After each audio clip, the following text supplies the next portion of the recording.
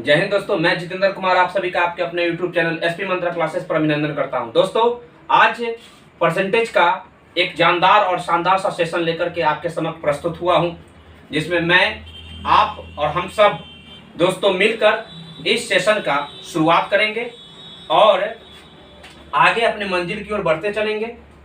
दोस्तों, इस सेशन में आज की जो क्लास है हम काफ़ी इम्पोर्टेंट लेकर के आया हूं, जिसका नाम है सक्सेसिव।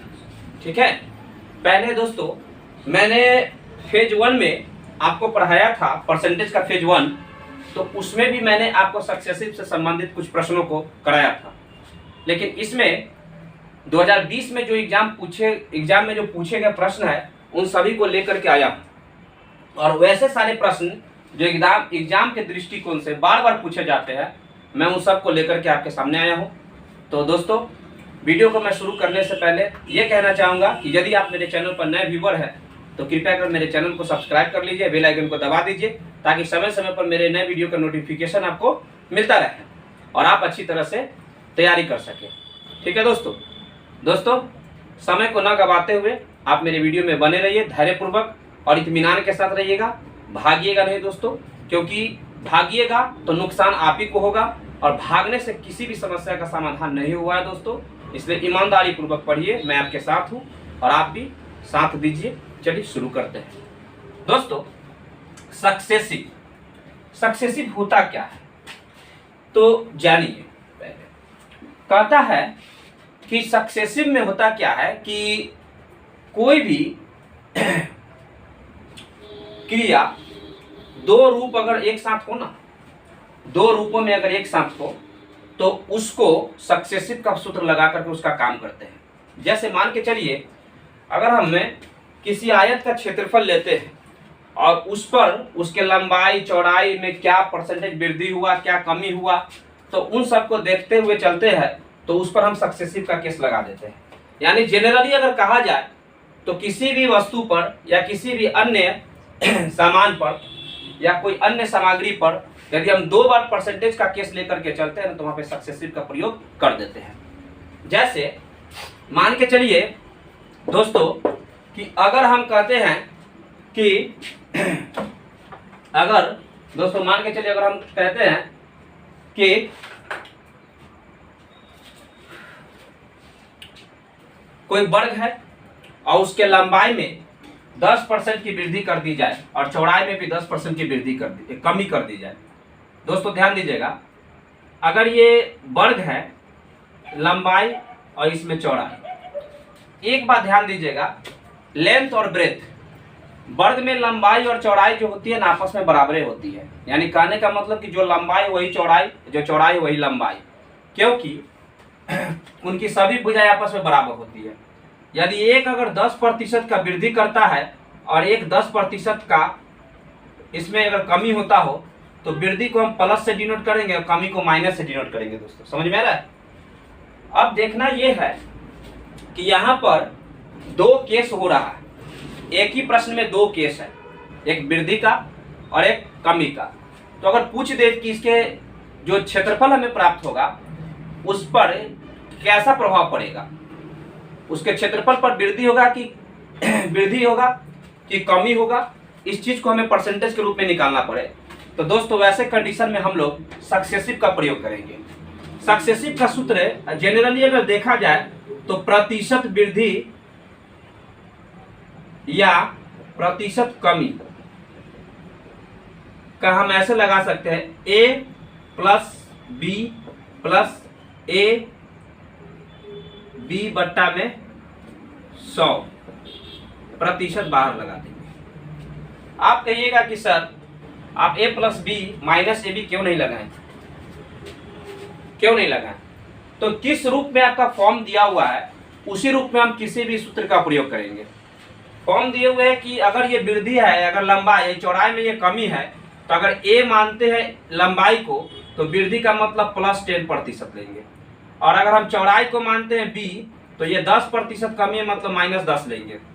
यहाँ पर अगर हम पुट करेंगे दोस्तों तो a अगर रखेंगे यहाँ पे 10% और b का मान रखेंगे -b, तो प्लस माइनस तो माइनस दे देगा, -10%।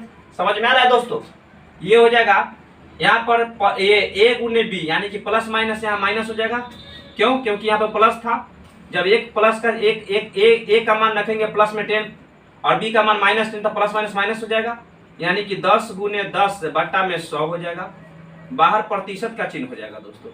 10 से 10, 10 से 10, ये तो कट जाएगा ना, प्लस एक माइनस में था कट गया। तो यहाँ पे क्या बचेगा? सोचिए, केवल बचेगा 1 इंटू 1, 1 प्रतिशत है बाहर, तो प्रतिशत। ये माइनस चिन्ह क्या चीज को डिनोट करता है? यही तो सक्सेसिव, और इसी में ये बताता है कि कितना प्रतिशत का कमी हुआ, माइनस चिन्ह डिनोट करता है। तो सक्सेसिव के केस में हम इस सूत्र का प्रयोग करेंगे दोस्तों, तो कोई भी प्रश्न को हम लोग हल कर सकते हैं। तो चलिए, अगर मान के चलिए अगर प्लस में आता इसका मान तो वृद्धि होता, तो हम यहाँ पर क्या कर सकते हैं? यही ना कर सकते हैं कि -1% के इसके क्षेत्रफल में क्या हुआ? कमी हुआ। क्यों? अब ये क्षेत्रफल में कमी भी कह रहे हैं, तो कमी, क्षेत्रफल में कमी, यानी कि यह एक प्रकार का, यह जो है इसका क्षेत्रफल क्या होता है? वर्ग का क्षेत्रफल होता है दोस्तों भुजा स्क्वायर। भुजा स्क्वायर यानी भुजा गुने भुजा, भुजा गुने भुजा, यानी लंबाई और चौड़ाई इसमें जरूर शामिल रहा होगा। तो कहने का मतलब क्या है? क्योंकि दोनों आपस में बराबरे है, तो आप कुछ भी रख सकते हैं। अब एक है 10%, एक माइनस है इतना 10%, हम यहाँ पर पुट करके इसका मान निकाल लिए। क्षेत्रफल में इसका कितना परसेंट की कमी आया? तो 1% की कमी आया। ठीक है, क्षेत्रफल में। तो ऐसा ऐसा कई सारे प्रश्न आपको मिलेंगे दोस्तों एग्जाम में, और आपको उसको हल करना है। तो चलिए, इन सभी को देखते हुए आपके क्लास को अच्छी तरह से शुरू किया जाए, और आप हमें सहयोग देते रहिएगा दोस्तों। आप अपना, मैं आपसे कहूंगा कि आप अपना कीमती वक्त हमारे लिए निकालिए, ताकि किसी भी प्रकार की दिक्कत आपको आगे चल के ना हो। कीमती वक्त तो इंसान का होता ही है दोस्तों, पर उस कीमती वक्त का जो अनुभव करता है और उसके मायने समझता है, वही सबसे बड़ा विजेता होता है, जो आगे चलकर उसे अपने लक्ष्य की ओर मदद करने में मदद करता है। ठीक है, इसलिए वक्त की अहमियत को समझना चाहिए और समझते रहना है। चलिए चलते हैं प्रश्न की। क्वेश्चन को क्या कहता है दोस्तों कि एक शॉपिंग मॉल है। ठीक है, क्या कहता है दोस्तों? शॉपिंग मॉल में एक वस्तु की लागत मूल्य में 10% की वृद्धि की गई।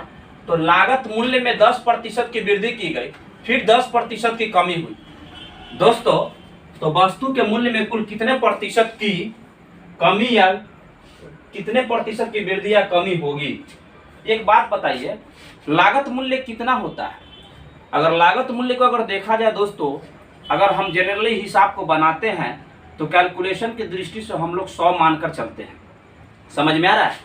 100 मानकर अगर हम चलते हैं दोस्तों, तो कैलकुलेशन की दृष्टि से अगर 100 मान के चलते हैं, तो ये हमारा लागत मूल्य क्या होगा? 100%, यही ना होगा। इसमें हमें 10% वृद्धि किया जाता हो, तो 10% वृद्धि का मतलब कितना होगा? 10 रुपया बढ़ जाएगा, यानी कि कितना हो जाएगा दोस्तों? 110 हो जाएगा। 10% वृद्धि मतलब +10, यानी कि अभी कितना हो गया इसका कीमत? 110 हो गया। अब है दोस्तों 10% फिर कमी कहता है। समझ में आ रहा है? 100% था वस्तु का अगर लागत मूल्य, तो 10% अगर कमी करे, तो 10% कमी अगर कर दे तो 90% हमें प्राप्त होगा कि नहीं होगा? ये 110% प्राप्त होगा, ये 90% प्राप्त होगा। दोस्तों अगर हमें इसके मूल्य में प्रतिशत वृद्धि या कमी का केस निकालना होगा ना, तो हम क्या करेंगे? इसमें इसको हम ऐसे लिखेंगे, ये तो वस्तु का दाम हो गया इतना। अब ये 100 पहले कितना था? 100 रुपया दाम था, अगर वस्तु का 10 रुपया बढ़ गया तो 110 हो गया। तो मान के चलिए दोस्तों, अगर ये 110 हो गया, अभी कितना हो गया? 100% माने थे। अगर हम पैसा में मानते हैं दोस्तों, तो पैसा में भी तो ये 100 रुपया होगा, और बढ़ेगा 10% तो 110 रुपया होगा, या 110% कह सकते हैं। इस कंडीशन में हम हिसाब को अगर बनाएंगे ना, अगर ट्रिक से, तो ऐसे करेंगे, 110 लिखेंगे, जो आएगा यहाँ पर वृद्धि या कमी, जो भी पहले कहे उसको पहले आप हूबहू लिखिएगा। समझ में आ रहा है? 10% वृद्धि कर रहा है ना, तो 10 110 हो गया। यहाँ पर लिखेंगे गुना 90%, मतलब 90% को प्रतिशत में रहने दीजिए दोस्तों, समझ में आ रहा है। पहला केस में इसको जस के तस रहने दीजिए, फिर गुना के चिन्ह दीजिए, इसको यहाँ पर उतार दीजिए, इसको प्रतिशत में रहने दीजिए। ये 110 का 90% कितना होगा, ध्यान दीजिएगा।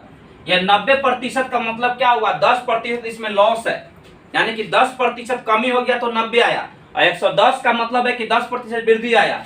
तो मूल्य में क्या प्रभाव पड़ेगा इसका, 1 0 से 1 0 खत्म, 1 0 से 1 0 खत्म, 11 नमा 99, यानी कि 100 की वस्तु अगर लागत मूल्य 100 रुपया है तो अब 99 रुपया इसका दाम है। इसका मतलब है कि 1 रुपया इसमें कम गया ना, यानी कि अगर 99 इसको मानते हैं दोस्तों तो इसमें कमी कितना होगा। 100% की वस्तु है, 99% अगर हमें ये प्राप्त हुआ है, ध्यान दीजिएगा, अगर 99% हमें ये प्राप्त हुआ है तो दोस्तों इसमें कितना की कमी हो गया, 1% की कमी होगा कि नहीं होगा, जरूर होगा। तो 1% की कमी, यही हमारा आंसर हो जाएगा, समझ में आ रहा है। पहला केस में हम क्या करें, पहले में हमको जोड़ करके जो आएगा उसको जस्ट के तस लिख देंगे, फिर दूसरा का केस जो भी होगा उसको यहाँ पर लिखेंगे, गुना के चिन्ह करेंगे। आपको मन है तो आप यहाँ पर प्रतिशत का चिन्ह दे सकते हैं, कोई दिक्कत नहीं है। यहाँ पर प्रतिशत के बट्टा में 100 लिखिए, इसको मत तोड़िए क्योंकि 1% में इसको लाना ही है। तो हम यहाँ पर क्या करते हैं, प्रतिशत को साइड कर दीजिए, इसको तो तोड़ दिए है लेकिन इसको यहाँ पर रख दिए क्योंकि गुने में है, हो जाएगा 99%। तो कमी कितना हो रहा है, लागत मूल्य 100% में 1% की कमी हो रहा है, मतलब कि प्रतिशत कमी कितना होगा, 1% की कमी होगा। यानी हमारा आंसर क्या आ जाएगा, ऑप्शन नंबर सी हमारा आंसर होगा, 1% डिक्रीज, मतलब 1% कमी हो रहा है। नोट कीजिए इसको हम ट्रिक से बनाए हैं दोस्तों। अब हम इसको सक्सेसिव मेथड से बनाएंगे, देखिएगा कैसे बनता है। हमने आपको ऐसा प्रश्न पढ़ाया भी था, समझ में आ रहा है। तो अगर याद है तो अच्छी बात है दोस्तों, नहीं है तो भी कोई दिक्कत नहीं है, आज याद कर लीजिए। ध्यान दीजिएगा, 10% वृद्धि। सबसे पहली बात क्या कहता है, सक्सेसिव का केस लगाने के लिए हम ए और बी को लेकर के चलते हैं, यही ना। अगर पहला टर्म जो दिया हुआ है उसको ए माने और दूसरे टर्म को अगर हम बी माने तो कोई दिक्कत नहीं ना है। 10% वृद्धि का मतलब है दोस्तों +10% है तो प्रतिशत, ठीक है। अगर आप प्रतिशत न भी देना चाहे ना दोस्तों तो भी आप न दीजिए, कोई दिक्कत नहीं है। +10% वृद्धि मतलब +10 रहने दीजिए, ठीक है। अब देखिए आगे कहता है 10% कम यानी -10, ठीक है। अब देखिए यहाँ पर क्या हो जाएगा, 10 × 10, ये वाला तो बी का मान माइनस में है तो प्लस माइनस माइनस हो जाएगा, बट्टा में 100 हो जाएगा।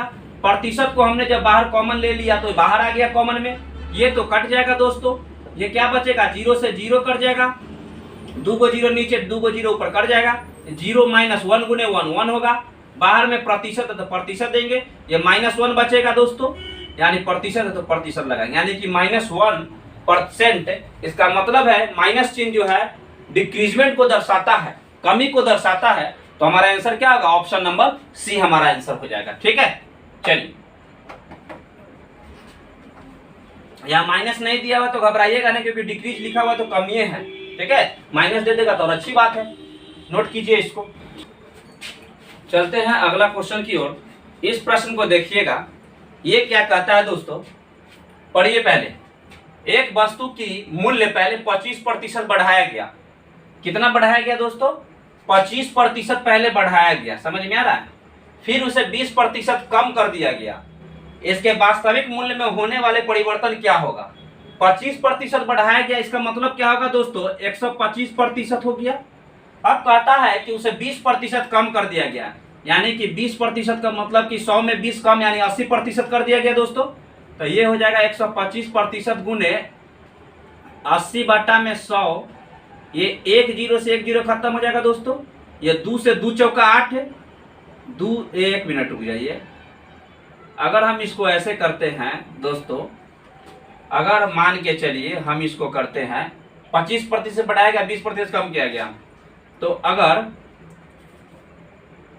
यहां पर लगा देते हैं 25 चौका 100 और 20 चौका 80, 50 25, 5 चौका 20, है ना।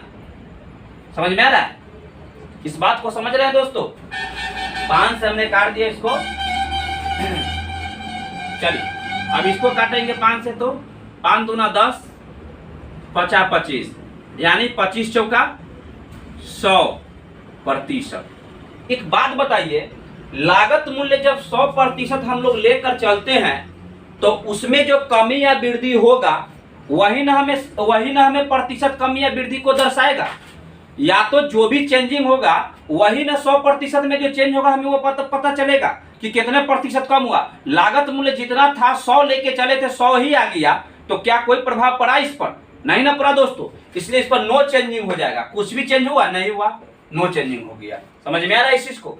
लागत मूल्य हमने 100 को माना था तो 100 पर 25% बढ़ा तो 125, 20% घटा तो 180 हो गया, 100 में से 20 गया तो 80। तो प्रभाव क्या पड़ा इन पर? 100% ही हमें प्राप्त हो गया, फिर हमें लागत मूल्य ही प्राप्त हो गया। तो कोई चेंज हुआ नहीं हुआ। जितना था लागत मूल्य पहले मान के चले तो उतना ही आ गया, 100 ही आगे पर चले तो 100 ही आ गया, कोई परिवर्तन नहीं। अगर इसको हम ऐसे बनाएंगे तो ये हो जाएगा 25 प्लस माइनस 20 माइनस 25 गुने 20 बट्टा में 100। सक्सेसिव पर लगाते हैं दोस्तों, ध्यान दीजिएगा। ये हो जाएगा कितना? प्लस 5 माइनस 25 चौका 100, 4 5 20, 5 माइनस 5 प्रतिशत इधर बराबर 0%। बताइए यहाँ पे कोई चेंजिंग आया? नहीं ना, तो 0% यानी कि नो चेंजिंग हो जाएगा। चलिए इसको भी नोट कीजिए दोस्तों, बहुत इंपॉर्टेंट क्वेश्चन है, याद रखिएगा। ये सब सारे प्रश्न जो है ना ये एग्जाम में पूछा गया है। दिसंबर में ये क्वेश्चन आया है, 2019 में भी ये प्रश्न आया है दोस्तों। यानी कहने का मतलब क्या है, वैसे क्वेश्चन को आज मैं आपके सामने लेकर के आया जो काफी रनिंग कर रहा है। ठीक है, इस क्वेश्चन को देखिए दोस्तों। किसी कर्मचारी का वेतन पहले 50% बढ़ता है, उसके बाद 54% घट जाता है, तो उसके वेतन में परिवर्तन का कुल प्रतिशत कितना था? देखिएगा दोस्तों, कहता है कि किसी कर्मचारी का वेतन पहले 50% बढ़ता है, यानी कि कोई कर्मचारी है, ठीक है, वह काम करता है किसी ऑफिस में, किसी दफ्तर में काम करता है, तो वहां पर उसका जो वेतन है ना, क्या किया कि पहले 50% बढ़ा दिया गया और फिर कहता है कि उसको 54% घटा दिया गया है, तो उसके वेतन में परिवर्तन का कुल प्रतिशत कितना था? कुल कितना प्रतिशत का परिवर्तन हुआ सो देखना है दोस्तों। 50% वृद्धि मतलब प्लस 50, 54% कमी, इसका मतलब क्या हो जाएगा? -54 घट जाएगा ना दोस्तों, तो माइनस हो गया। तो उनके वेतन में परिवर्तन का कुल प्रतिशत कितना था? यहाँ ध्यान दीजिएगा, ये हो जाएगा 50 गुने में 54 बट्टा में हो जाएगा 100, बाहर प्रतिशत है तो प्रतिशत लिख देंगे, ये -4। क्या कीजिए ना, इसको ऐसा कीजिए दोस्तों, इसको क्या कीजिए आप गुना कर दीजिए, ये हो जाएगा माइनस, ये हो जाएगा 5 चौक 20, जीरो पहले है, एगो जीरो इधर दे दीजिए, 5 चौका 20, 5 25 2 27 बट्टा में 100, प्रतिशत है तो प्रतिशत, डबल जीरो से डबल जीरो खत्म, -4 और माइनस में 27 प्रतिशत है बाहर तो प्रतिशत दे दीजिए, ये हो जाएगा कितना? -31%। मतलब क्या है, 31% का क्या आया? कमी हुआ। ठीक है, इसके वेतन पर कितने परसेंट का इफेक्ट पड़ा? तो 31% का ह्रास हो गया, इसके पास ह्रास हो गया यानी कमी हो गया, यानी -31% का कमी आ गया दोस्तों। माइनस चिन्ह तो हमें कमी को दर्शाता है, प्लस तो हमारा अपना पैसा इंक्रीज हुआ जो दर्शाता है। नोट कीजिएगा इसको दोस्तों, थोड़ा सा हटके है और उसी प्रकार से सक्सेसिव में इसमें लगाएंगे। अगर देखते हैं लगता है तो लग जाएगा, नहीं तो दोस्तों पढ़ेंगे इसको। क्या करता क्या है कि एक आयत की लंबाई चौड़ाई है ना, चौड़ाई A है और लंबाई B है। यदि चौड़ाई में 20% कम और लंबाई को 10% बढ़ाया जाता है, सबसे पहली बात यहाँ ध्यान दीजिए, लंबाई और ये हो गया क्या दोस्तों? चौड़ाई। ठीक है, तो अगर लंबाई को B माना है ना, ठीक है, और चौड़ाई को A माना है, समझिएगा दोस्तों क्या कहता है ऐसे। कहता है कि यदि चौड़ाई को 20% कम, 20% कमी का क्या मतलब होगा दोस्तों? ध्यान दीजिएगा, 20% कमी का मतलब होगा, 20% कमी मतलब 100 में 20 कम, यानी हो जाएगा कितना? 20% कमी है ना, तो आप ऐसे करिए, 20 बट्टा में 100 करिए, 20 5 100, एक बार में कटेगा। कमी कहता है ना, तो हर को ऊपर ले जाकर ले गए हर को, और अंश को घटा दीजिए उसमें से, यानी हर में से, और जो घट के आएगा 4 बट्टा में 5, 5 के हर के फिर वही के वही रहने दीजिए, ठीक है। नीचे के नीचे 10 के 10 रहने दीजिए। क्या किए, 20 25 100, 5 को ऊपर ले जाके ऊपर वाला अंश को घटा दिए, जो आया उसको ऊपरे लिखेंगे और बट्टा में हर जैसे है तैसे ही रहेगा, ठीक है। तो ये हो गया कमी। तो मतलब ये है दोस्तों, पहले इसके लंबाई 5 रहा होगा, तो अब क्या कहता है, ध्यान दीजिएगा, इसको ऐसे लिखिए दोस्तों, ऐसे ना लिख के, अगर इसको a माने और इसको अगर b माने, अगर पहले अगर मान के चलिए दोस्तों, इसके चौड़ाई में ना कमी कर रहा है। अगर पहले चौड़ाई 4 था, तो सॉरी, पहले चौड़ाई कितना था, ये कमी कर दिया ना, तो पहले 5 था तो अब 4 हो गया ना। इस बात को समझ रहे हैं दोस्तों, पहले कितना था, 5 रहा होगा, तो अब कितना हो गया, 4 रहा होगा, अब 4 हो गया। क्यों, क्योंकि कम कर दिया गया है। आगे पढ़िए, लंबाई को 10% बढ़ाया गया। 10% का मतलब होगा 10 दाही के 100 ऊपर एक बार में कटेगा तो इसमें जुट जाएगा, यानी 11/10 हो जाएगा, क्योंकि जुट जाएगा। क्यों, क्योंकि वृद्धि कर रहा है ना, इसलिए अंश जुट जाएगा।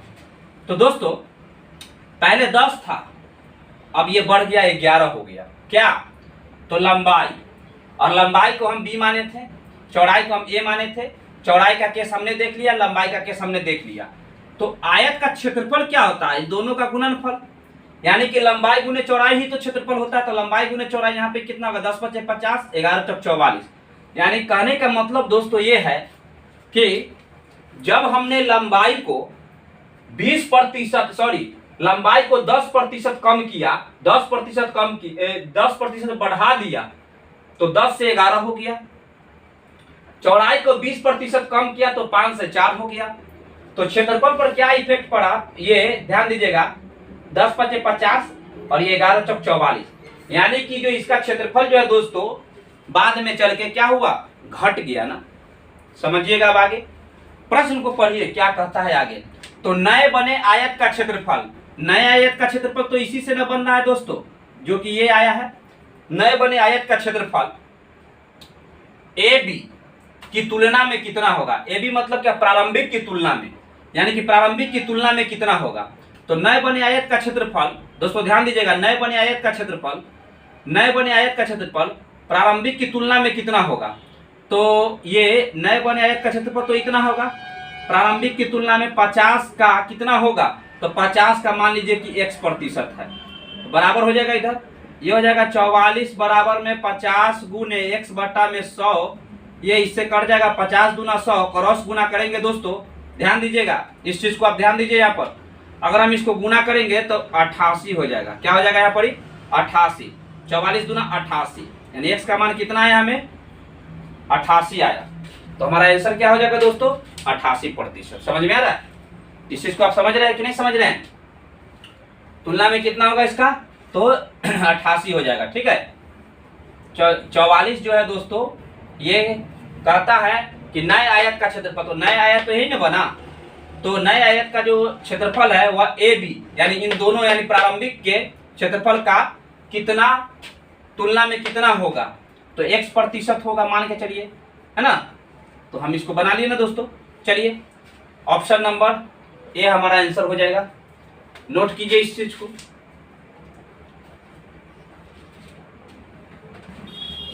अब देखिए दोस्तों, अब की जो क्वेश्चन है ये त्रिभुज से संबंधित है, ठीक है। आप त्रिभुज से ये इसमें ऊंचाई और लंबाई, ये आधार के बारे में चर्चा किया गया है। देखिएगा कि एक त्रिभुज में इसकी ऊंचाई 22% बढ़ जाती है और इसका आधार 6% कम जाती है। तो इसके क्षेत्रफल पर शुद्ध प्रभाव का पता लगाइए। दोस्तों एक बात बताइए, त्रिभुज का क्षेत्रफल होता क्या है। तो त्रिभुज का जो क्षेत्रफल होता है दोस्तों 1/2 इंटू आधार गुने ऊंचाई,